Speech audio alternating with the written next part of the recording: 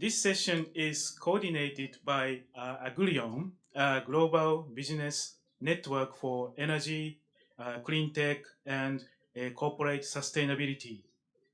The moderator is Miss Christine Hertzog. Christine is a founder and managing director of the Smart Brick Library. The company is focused on the generation, transmission, and distribution of information and about smart grid, smart city, and machine-to-machine technologies, services, and solutions. Christine, welcome to the breakout session. Please start with the objective of the session, and then please introduce our panelists today.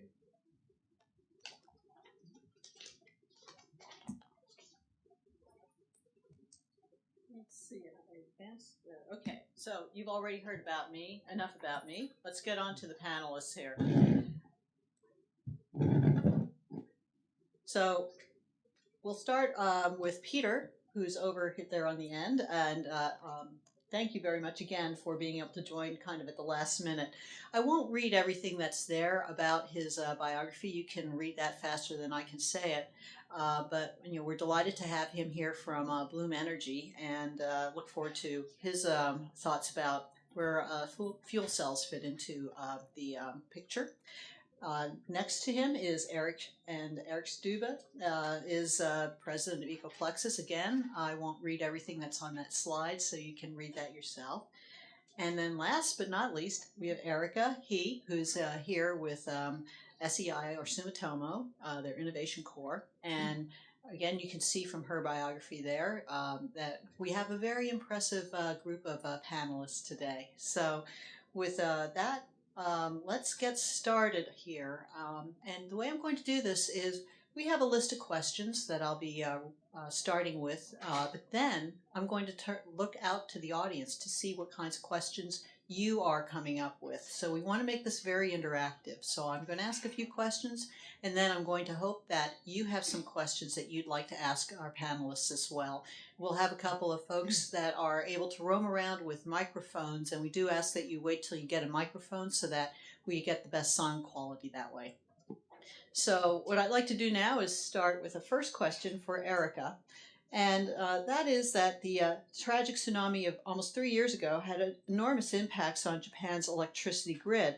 What was Sumitomo's involvement in addressing those challenges of doing without nuclear generated electricity, and what lessons learned there can apply here in the USA? Okay. Sorry.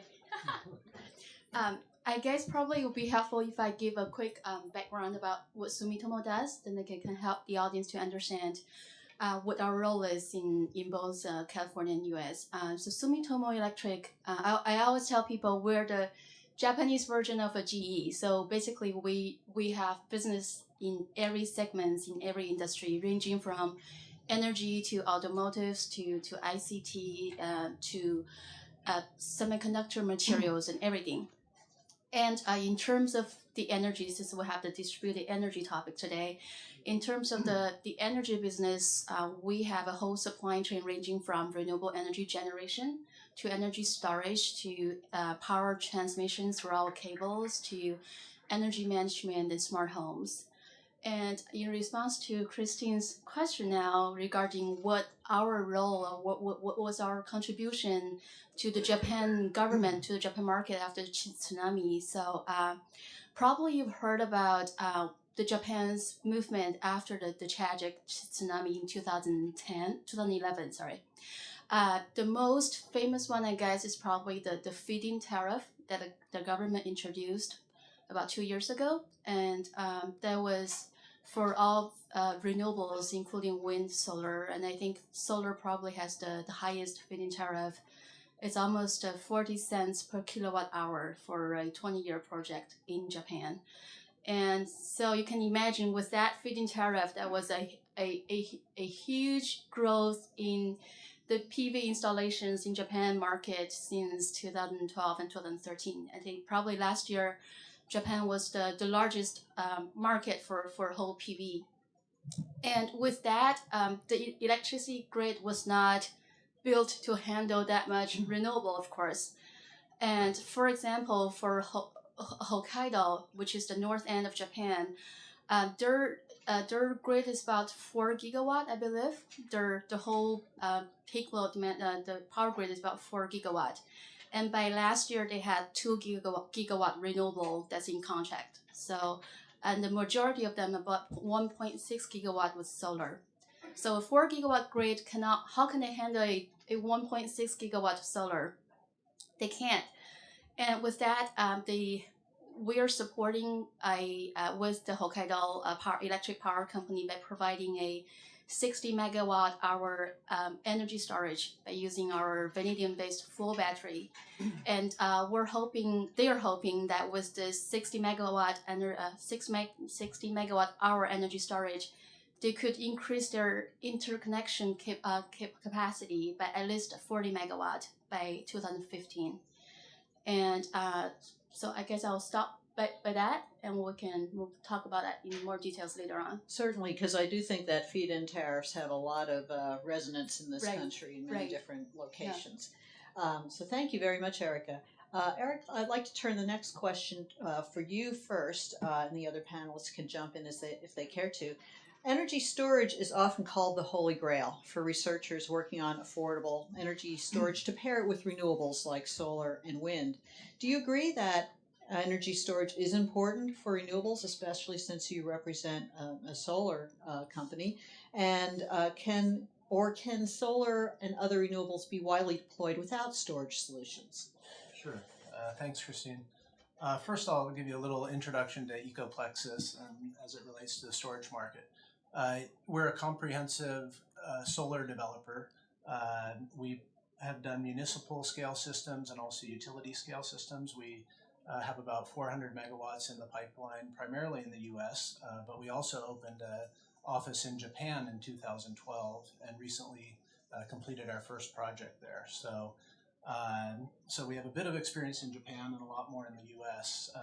With regard to the Holy Grail question, my hope is it's not like the Holy Grail in that we hope this Holy Grail will be found, unlike the Holy Grail that's the subject of literature and folklore. And we believe the storage market is real. I think the projections are for it to become about a $30 billion market by 2022.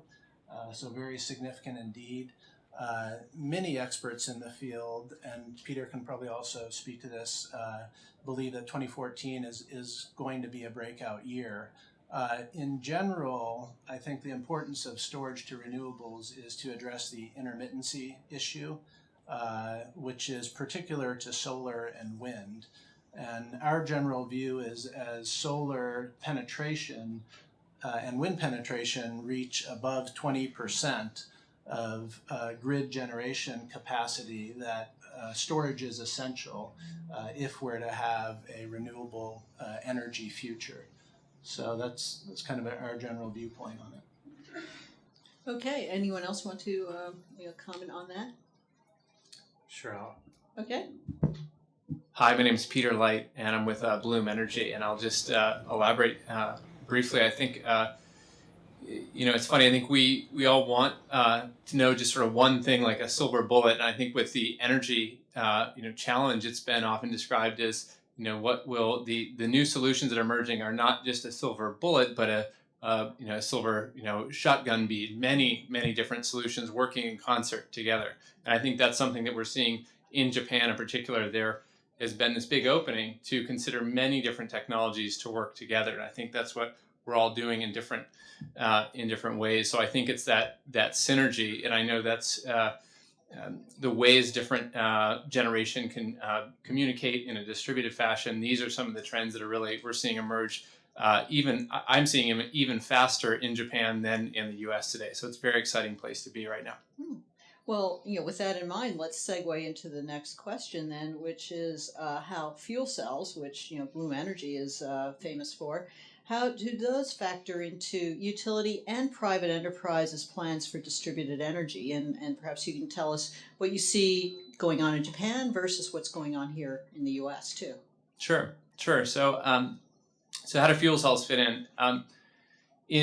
What Bloom has done is we've commercialized an on-site fuel cell system that provides reliable, resilient, 24/7 clean power on-site. So it's a clean, quiet electricity generator, and it's a way for companies and governments and utilities to really have power that they control right on site, and also be connected to the grid, but get most of their generation from Bloom's system. And the way this is applied in Japan is, following the Tohoku earthquake in 2011, Japan not only turned off that reactor, but all of the other 50-some nuclear reactors. And so there was this big deficit of base load reliable power.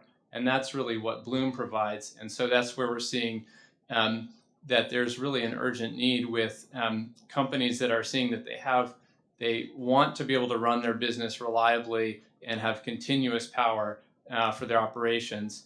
And they're seeing that the electricity grid rates are going up. And if you look at some of the data on the public filings of some of the electric utilities, while their rates have gone up, they're still behind, and they still have negative net income. So typically what happens in the U.S. is that electric utilities will have to continue to raise rates to customers to recover their costs. Now, that hasn't fully happened yet as a generalization in Japan. I think that's one of the big policy questions is can society sustain those continued raise in rates, or will some of those costs essentially be nationalized? And so I think that's something that we're still looking at. But what we find on a practical level is that organizations are saying, wow, I was used to just flat prices or even declining prices in Japan, and now I'm seeing my costs go up in a way that I can't manage. And so we're finding a huge rise in companies and governments looking for alternatives, be it fuel cells, solar, other technologies to really manage their electricity costs. Well, I think, bringing that back into California, and I'd like to, get your comments here on this, but we're also seeing a challenge in the fact that we lost San Onofre nuclear generation station, and we're retiring plants because of the ones through cooling rules. So we're already ratcheting back on our generation here. And I'd like to just get a sense of, from all of you, do you have, especially when we're talking private enterprise, not utilities, but companies out there, are they turning to you and starting conversations saying, we'd like to get some assistance from you, your ideas in terms of how we might be able to become a little bit more self-sufficient or self-sustaining in the event that there is a blackout or disruption of service on the grid? Anyone who would like to start with that? I'll go first then, I guess. I'll say from the perspective from a large corporation like us, we're definitely seeing a growing demand from customers both in Japan and in the U.S. who are inquiring us about technologies that's capable of enabling them to be self-sustainable for their campuses. And so as a result, we've deployed and provided quite a few we call smart energy solution systems to our customers who are large manufacturing plants or university campuses. And with such kind of systems, you can have a certain megawatt of solars on your own campus, and with a small energy storage, you can reduce your peak load demand from your electricity by a certain percent. Let's say some companies are going 10 to 15% of their total load. Okay, anyone else want to comment on that? I would just say in general, companies are coming to us primarily to save money. California is at grid parity in many cases, and as some of you may know, the U.S. is not one market. It's really probably about 200 discrete markets, because you have various utility regimes with different avoided cost structures, different incentives, different programs to partake in. So when you talk about grid parity, you have to look at each of those individual markets because the math is different for each.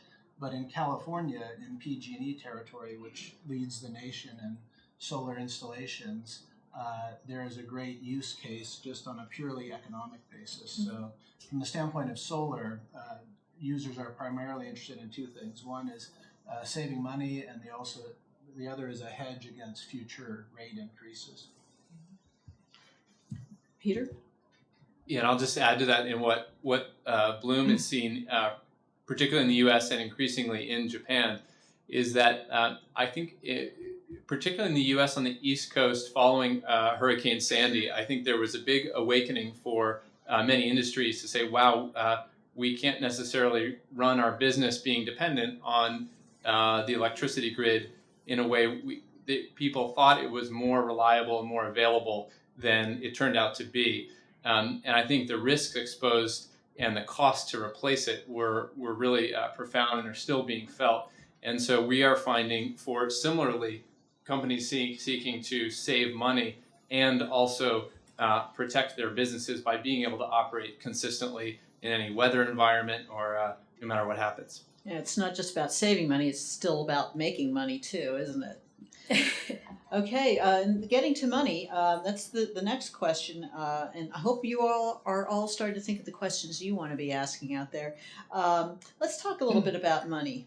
Commercial lenders have been slow to extend financing for renewables projects.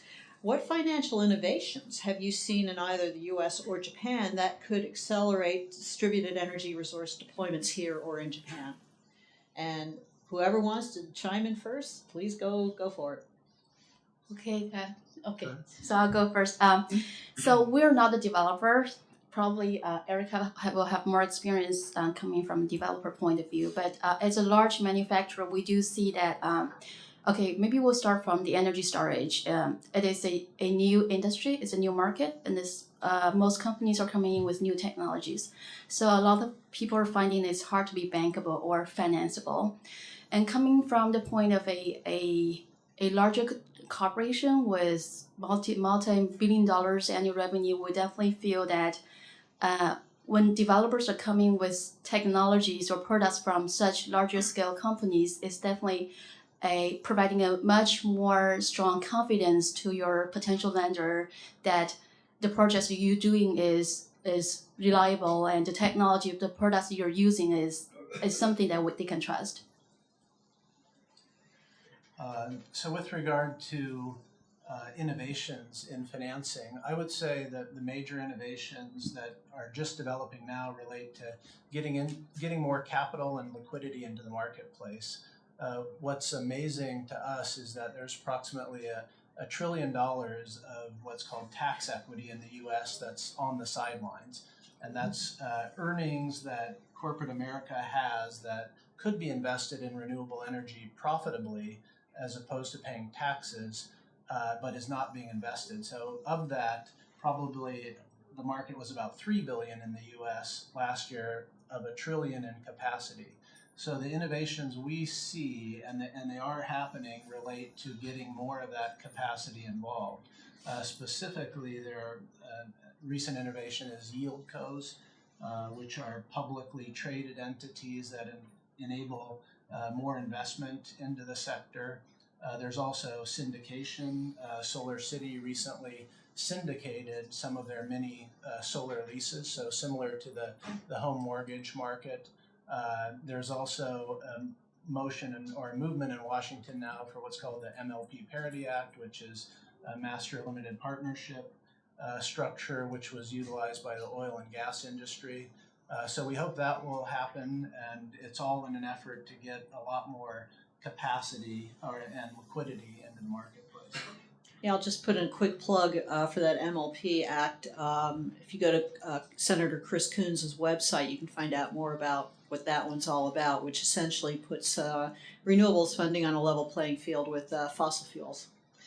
Peter, did you have anything to add there? Sure, I'll just add two things. Actually, I think one is that look, every day that goes by as people see and get greater comfort that what was once perceived as new energy technologies are feeling more and more commonplace. Solar and wind, geothermal, et cetera, being out there, fuel cells, and being people seeing them as very more comfortable. You're seeing reports like Goldman Sachs report I just read this morning, which was saying how as an asset class, people are observing there's such there's all this infrastructure that's going to be built today and over the next few years, and there's just a massive opportunity. And so I think there's that shift taking place, and there's the capital is there, and it's just a matter of people seeing the opportunity there. So and I see that happening.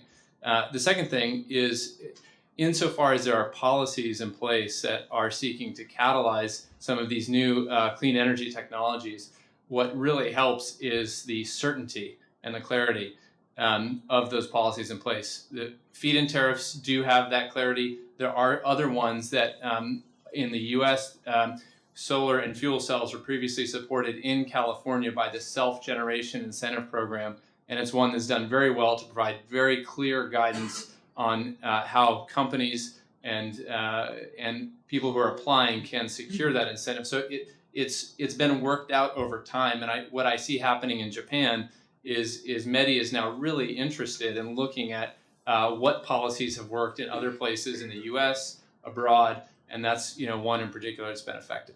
You may want to just spell out what METI. Oh, sure. The Ministry of is it Economy and Trade and Industry? Did I get that right? I think so. Okay. Please correct me if I'm wrong. I know it switched around. It was MITI before.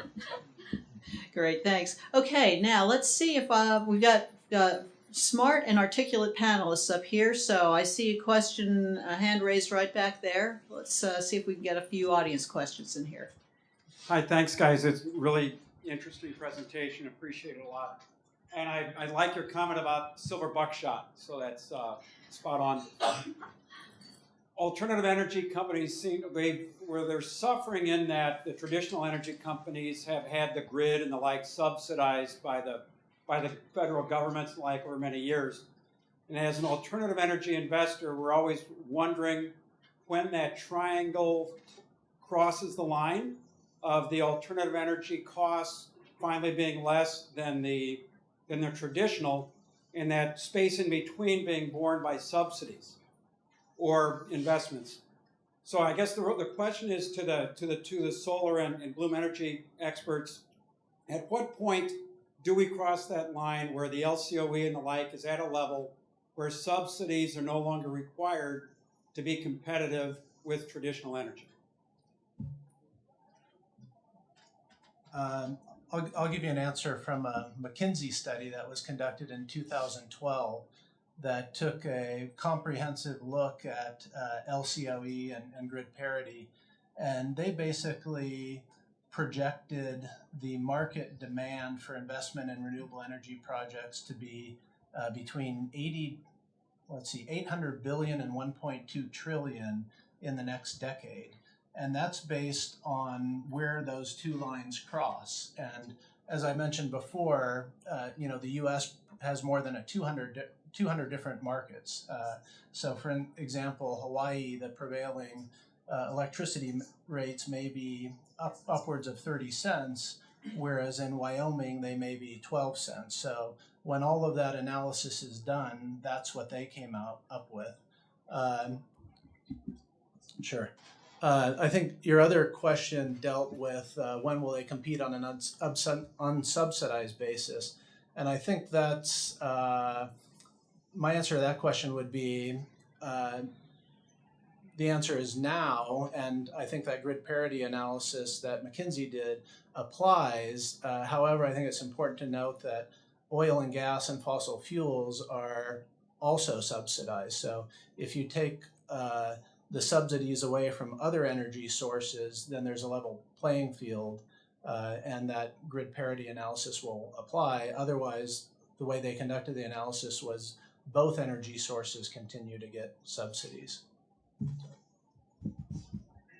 Sure, thanks, Eric. And I'll just add to that. I think, as Eric was saying earlier, most energy markets are very local, so it does depend on locals. But I say one thing is absolutely true is that triangle keeps getting smaller and smaller and smaller.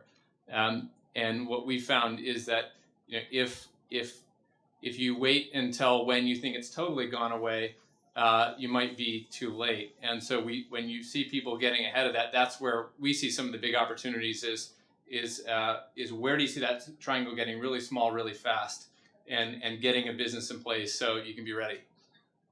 Okay, other questions from the audience? I see a couple of hands raised. Jason, right there. Hello, I'm Hertzog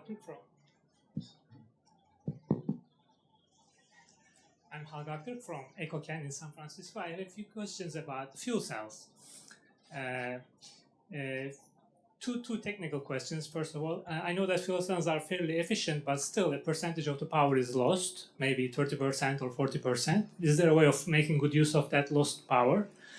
And secondly, the grid is not that smart around the world, including the United States and Japan. So do you encounter any problems when you try to generate electricity in a distributed manner in Japan in terms of loading the grid? Any problems related to the actually power utilities? Because I know, for example, in California, the power utilities don't like solar cells too much because they are sort of unpredictable. And the third question is, are there feed-in tariffs for fuel cell generated power in Japan? And does your cost approximately match that feed-in tariff if there is? Sure, I'll do my best to answer all three. So on the first question, it's about efficiency. And if you look at, why do people talk about fuel cells at all? Why have you ever heard that name before? It's fundamentally because the way fuel cells operate is they're working by an electrochemical process. They're taking in fuel like natural gas or biogas and converting that directly to electricity with no combustion and no moving parts in the core generator. So the efficiency that Bloom has generated is over 60%. That's fuel in to electricity out right on site. And so while there's still some losses, if you compare that to how all other power is generated, it's a quantum leap in the efficiency. So most power generation today, particularly, let's take in Japan with the decline in nuclear, the rise in coal generation and conventional combustion gas generation are on the order of about 25 or 30% efficient. And then you must transmit that power down a power line, and you lose 7 to 10% along that line. So we see a big jump in efficiency and also a reduction in CO2 emissions by using fuel cells. Now, I think to the next question about integrating with the grid, we found California to be particularly, very amenable and having great policies both on the regulatory side and on the technical side of how do you actually integrate a inverter, just like a solar inverter. And there are very clear rules specified. And we found that in Bloom's experience in Japan, there's actually been a great willingness to consider what's been done before in other places, because distributed generation in Japan has been less common, but we've found when we provide documentation on what's worked in other places, people have been very accommodating. And in terms of stability, we found actually that grid operators are very accommodating to fuel cells because they produce consistent power 24/7. And so that's been actually can help them support their grids locally in their distribution network. And finally, your third question, I think, was about feed-in tariffs in Japan.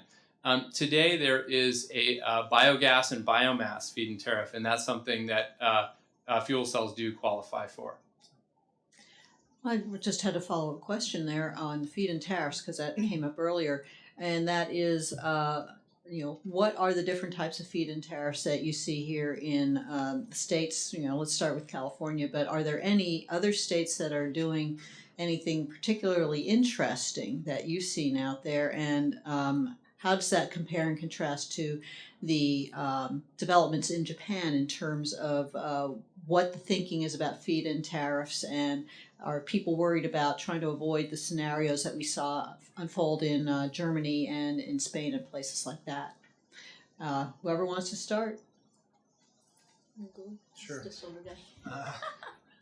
So in the U.S., unfortunately, there is not a great feed-in tariff program in our view. Renewable energy generation is often solicited in what's called in California, it's called a RAM program, which is a reverse auction mechanism. So in other words, it's the lowest cost bidder. The utilities will issue an RFP for 200 megawatts, say, and developers will bid in 20 megawatt increments with a proposed PPA price for 20 years, a power purchase agreement price. So that's not attractive to a developer for a variety of reasons. One, there's no certainty. There's a big investment up front. And consequently, what we've seen is, I would say, a very volatile landscape for developers in California. A lot of them have gone out of business in the last couple of years. So we're big proponents of something like Japan has, which is a national feed-in tariff, and that's one of the reasons we opened an office in Japan. But the likelihood of a national feed-in tariff is like a snowball in you-know-where in this country, with all the, with 50 states having their own ideas about what they want to do. That's true. Mm-hmm. Mm-hmm. So what are some of the other ways of working around that? Are there any alternatives to a feed-in tariff that would make sense to help accelerate distributed energy, the democratization of energy, as was referred to in the last presentation? Yeah, it's really happening at the state level. So we have projects in Georgia, North Carolina, Colorado, and all of those are based on state level programs. So Georgia, as an example, had a fixed price solicitation, which was very good. North Carolina has a very active solar market. It's number 2 only to California as far as U.S. states. And it's all based on state level policy. So really, and in Germany, interestingly, the feed-in tariff was it was an idea that the country adopted. It was started in the state of Bavaria. So perhaps something will bubble up, and perhaps we could have a national feed-in tariff at some point. Mm-hmm. Okay. Did you want to comment on that, Peter or Erica? I see we got some more questions in the audience here too. Sure, I'll just add as another that a feed-in tariff is a great catalyst, but I think it's not the only one that we see. I think one of the big ones is, just give you an example of eBay has chosen to work with Bloom to power their new data center in Utah. And Utah is a place with a relatively low cost of power.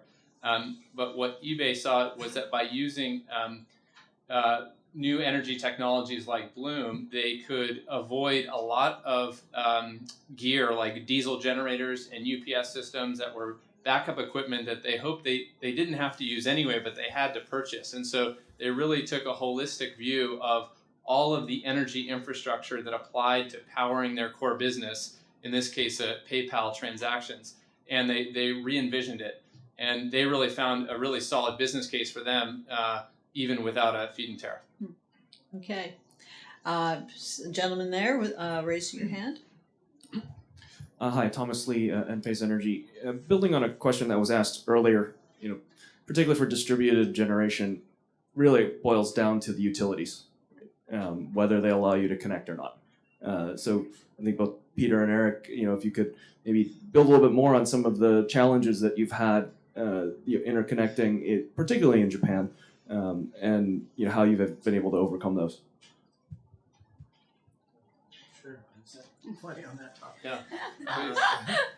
So, utilities are doing everything they can to prevent the rapid adoption of solar, in our view, and even an outgoing commissioner of the California Public Utility Commission wrote a letter, a resignation I think probably 2 weeks ago, saying that the utilities are trying to strangle solar. And the reason is it takes away their revenue and takes away their profits and their long-term viability. So we encounter those difficulties daily in the interconnection process, in the PPA negotiation process, and unfortunately, there's not a good resolution. It does beg the question of what's going to happen to the utilities over the long run, and our view of that is either they'll become a utility 2.0 model and actively invest in and own renewable generation, or they will slowly lose revenue and become smaller and smaller. But that those are very real ongoing challenges that we have daily. Yeah, and my comments will be specific to Japan. What is specific about Japan is there are the electric utilities and the gas utilities, and they are separate. And so we find that the gas utilities are actually very interested in working with Bloom. Bloom is providing 24/7 customer to them, so it's a great use of their infrastructure. And they also want to grow their business into effectively electricity sales. Now, the electric companies also need to play along well with us, and what we found is that if we meet technical standards for integration, producing a consistent sine wave of power and integrating the grid, that there's actually, people have been very accommodating thus far. I'd like to ask Erica, Yeah. do you have an idea or two here to Yes, share? I was just going to say I'll add one more comment regarding the interconnection both in Japan and in the US, especially in California. I think both Japan and California has very aggressive RPS, the renewable portfolio target. I think Japan has 30% target for renewable by 2030. So utilities are definitely not prepared for interconnecting such a large amount of renewables. And they are doing a lot of trials now in Japan to find ways to prevent all this renewable intermittency and possible other issues that's going to cause their grid. And as a result, there are quite a few large-scale energy storage projects that has been announced since last year throughout the Japan. They're doing trials at substation level for utilities to try to increase their interconnection capacity through using the energy storage. And Japan government is definitely putting a lot of money, the funding, into supporting integrating energy storage into the utility grid for interconnection issues. And we're seeing a similar path in California as well. Well, it seems that it goes without saying that if we're going to have distributed energy, we need to have distributed intelligence and very much distributed management of the grid in ways that we haven't had so far. Have you seen any technologies or anything that you think is being well addressed at this point in time in terms of the innovations, or are there still gaps out there that need to be addressed, and do you see how they're being addressed or have some insights there? Anyone? Okay, I'll take the lead on this.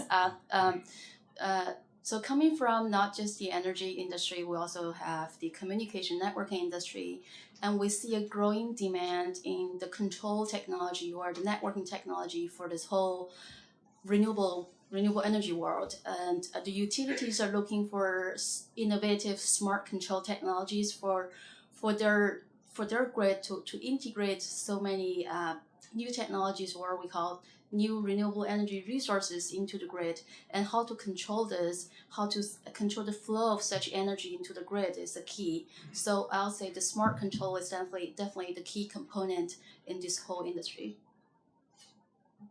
Anyone else want to jump in there?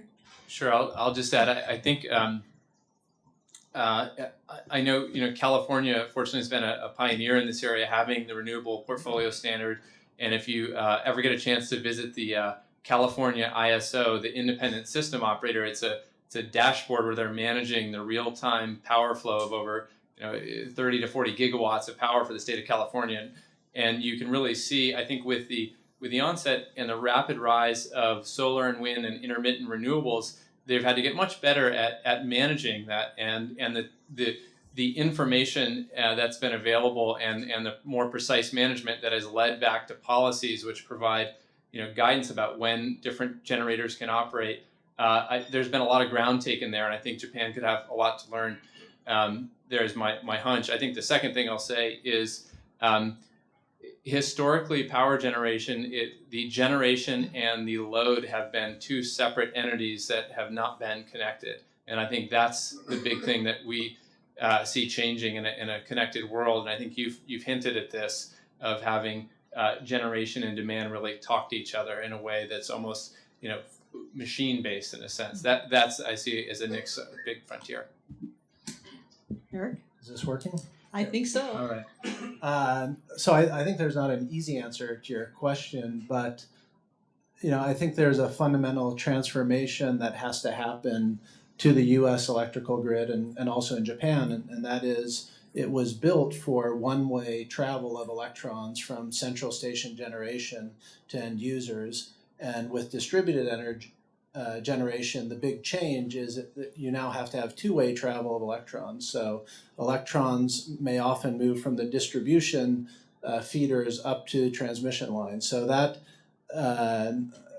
calls for a whole range of technologies and business intelligence to handle that.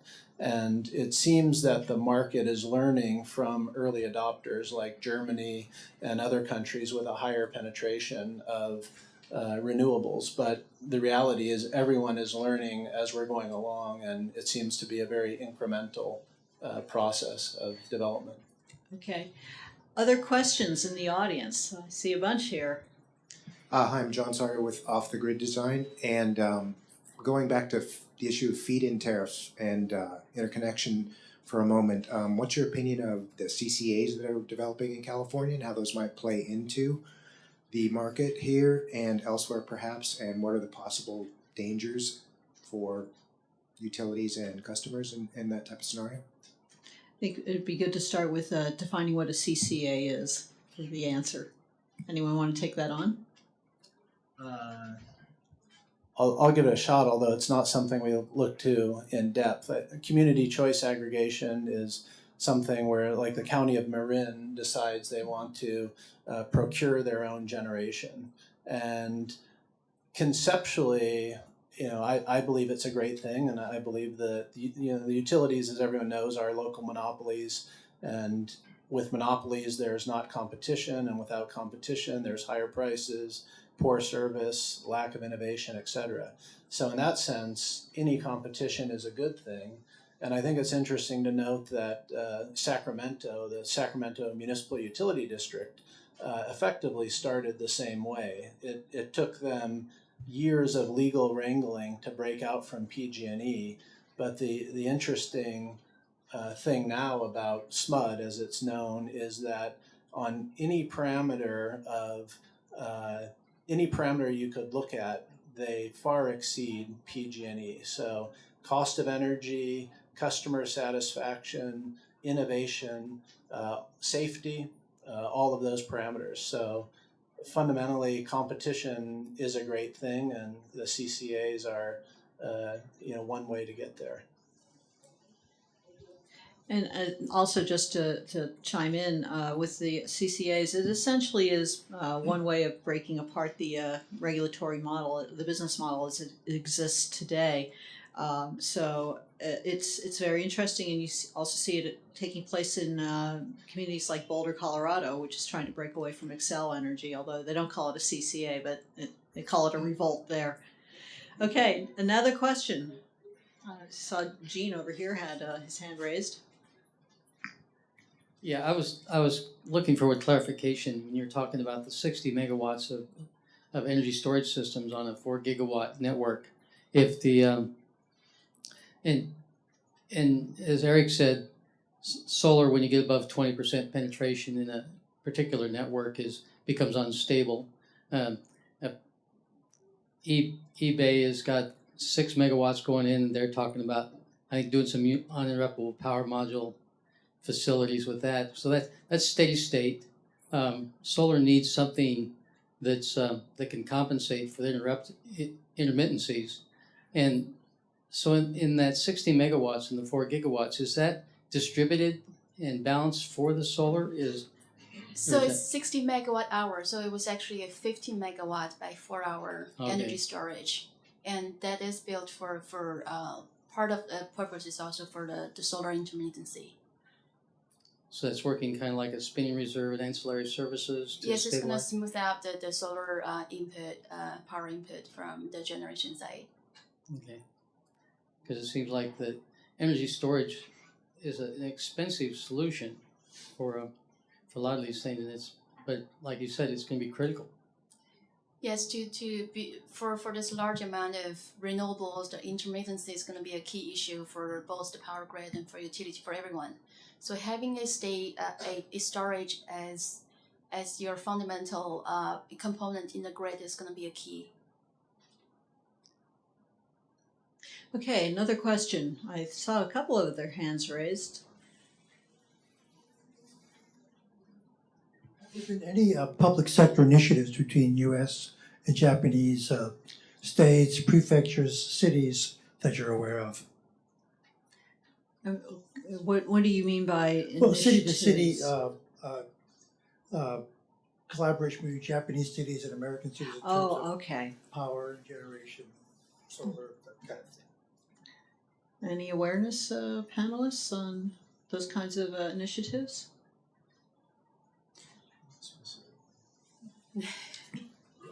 Yeah, I will just say not specifically. We haven't seen any on a city to city, though. I think what at least I'm seeing is an emergence of corporation to corporation of an interest in learning from Silicon Valley and likewise from Japan.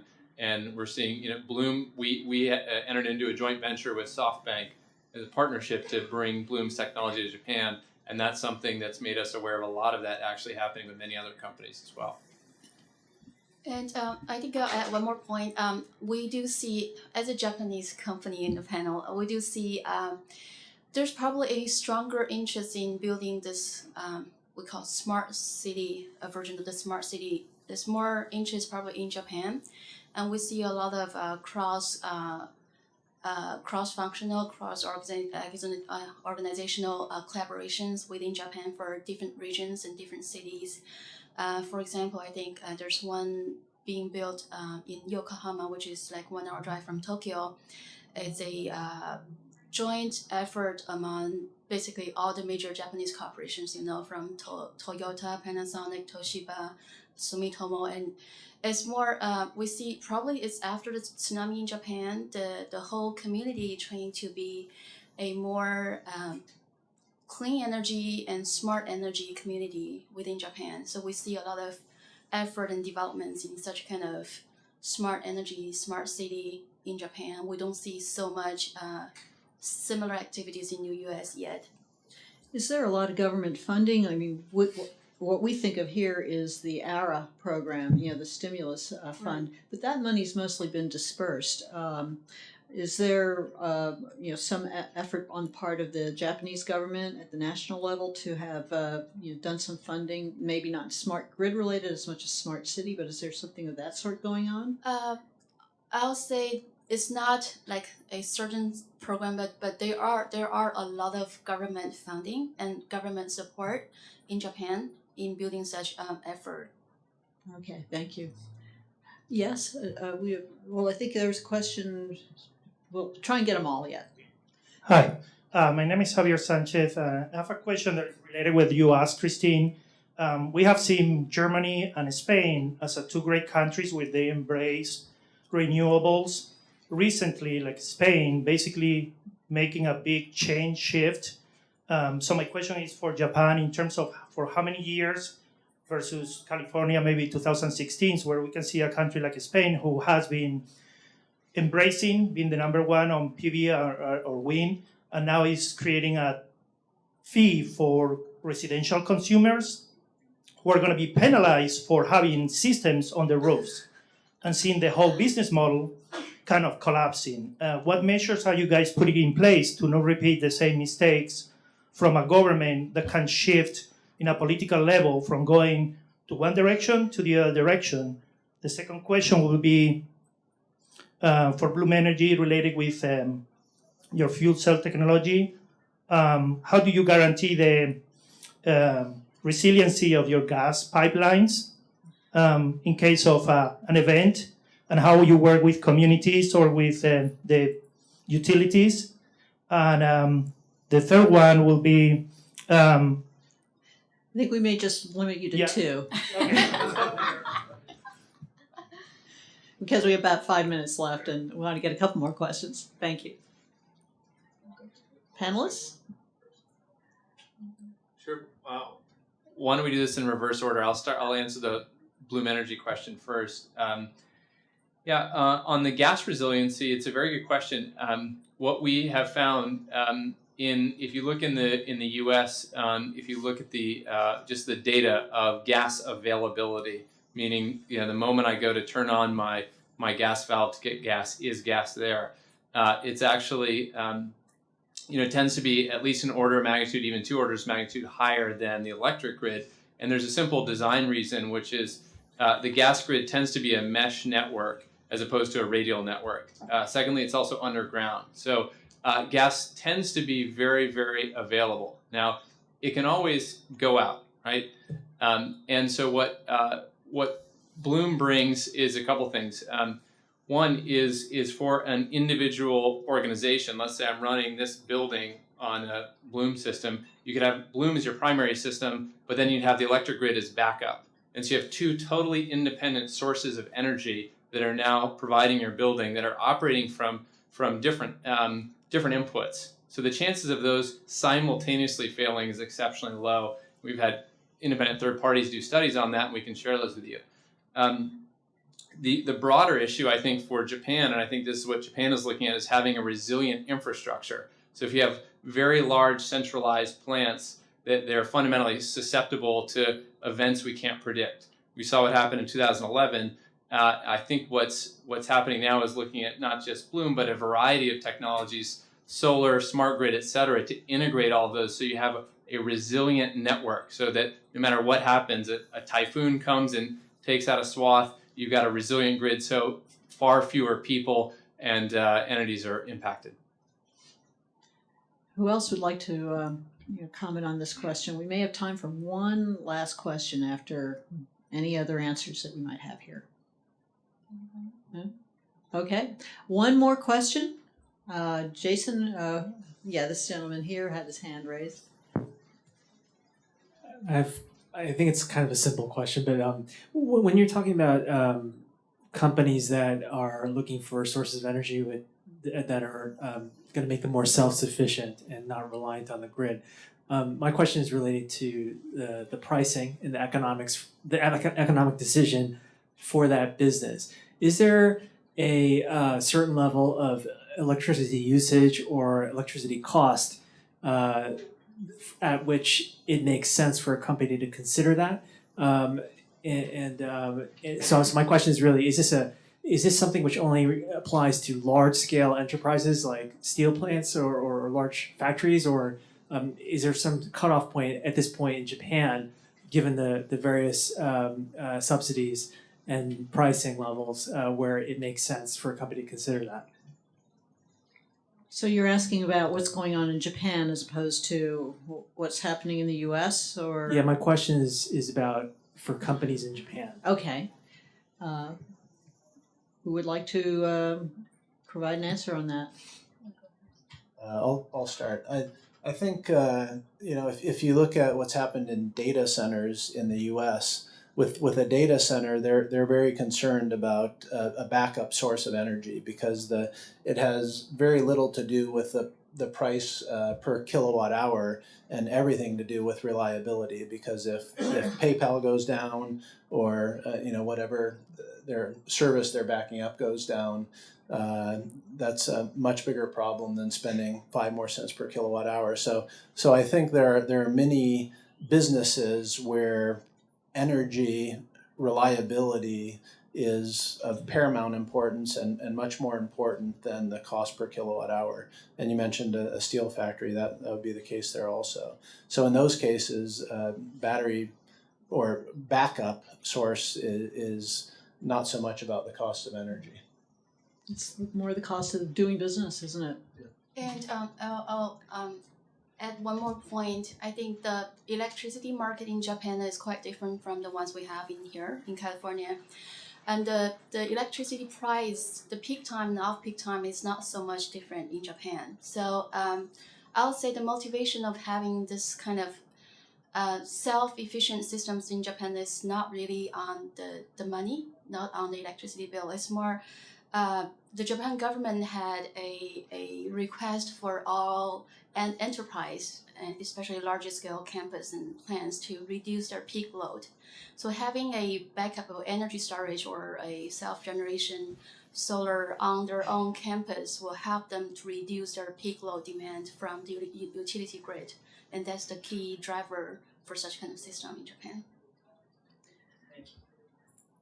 Peter, did you want a final word here? We'll start with briefly final words from all of you.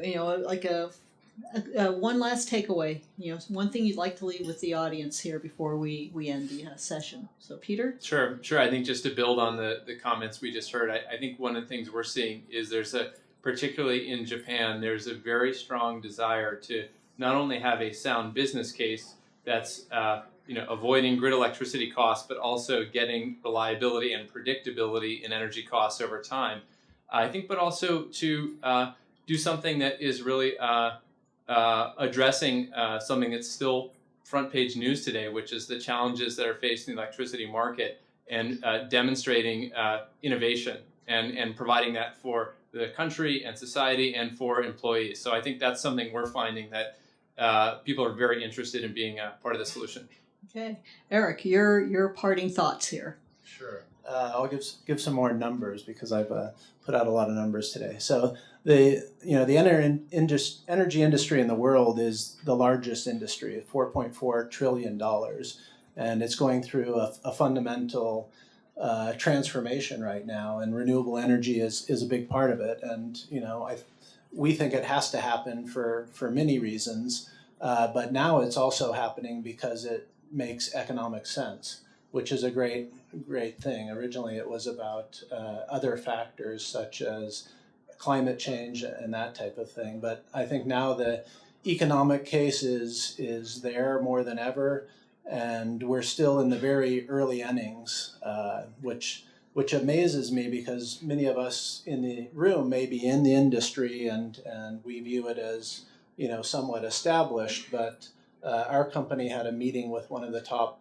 10 insurance companies last week, and it was very surprising that they are just educating themselves on solar, and they called a meeting with 50 top executives to basically have presentations to understand the solar and the renewable energy industry. So from many perspectives, we're still in the early innings, and as far as capital investment, we're definitely still in the early innings. Erica, your final takeaway for the audience here. I was just looking at the topic. I think I'll go back to today's topic about made in Japan and made in California. No matter what the audience, what's your interest in, whether in Japan market or California market, I'll say both of these markets now are a great timing to invest or get involved in. It's a great timing that we're seeing both markets have a lot of innovations in their key infrastructure innovation change. So if you have interest in Japan market or you have interest in California market, I just wish you the great success. Thank you. Well, thank you. Please join me in thanking our panelists for a great session.